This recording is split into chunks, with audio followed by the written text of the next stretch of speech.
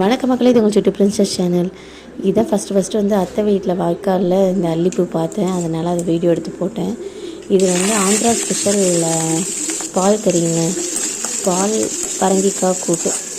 இதுக்கு வந்து எண்ணெய் தேங்காய் ஊற்றி கடுகு உளுத்தம் பருப்பு கருவேப்பிலை போட்டு வெங்காயம் பெரிய வெங்காயம் போட்டு ஒரு தக்காளி போட்டு நல்லா வதக்கிக்கணுங்க. அதுக்கப்புறம் பரங்கிக்காய் வந்து கொஞ்சம் பெரிய சைஸாகவும் கட் பண்ணிக்கலாம். எனக்கு வந்து சின்ன சைஸ் வேணும், சின்னதாக கட் பண்ணிக்கிட்டேன்.